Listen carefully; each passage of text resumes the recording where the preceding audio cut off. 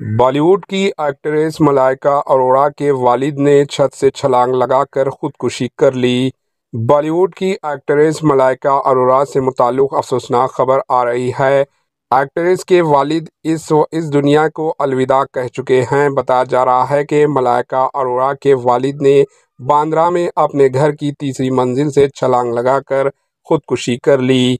ये वाक़या सुबह तकरीबन 9 बजे का। इस वक्त एक्ट्रेस के वालिद की मैयत बाबा अस्पताल में रखी गई।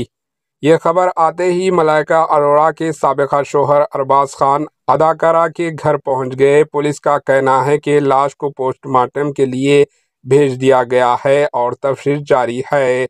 पुलिस के मुताबिक मलाइका अरोड़ा के वालिद ने छठी मंजिल की गैलरी से छलांग लगाकर खुदकुशी कर ली। बांद्रा पुलिस और क्राइम ब्रांच की टीमें मौके पर पहुंच गई। फिलहाल पुलिस को जाए वाक़ये से कोई खुदकुशी नोट नहीं मिला।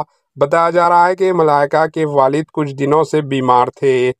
जिस वक्त अनिल अरोड़ा ने खुदकुशी की, मलाइका अरोड़ा घर पर मौजूद नहीं थी। सुबह के वक्त वो पुणे में थी।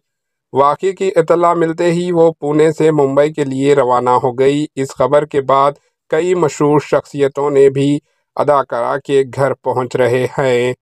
Bureau report, AHN news.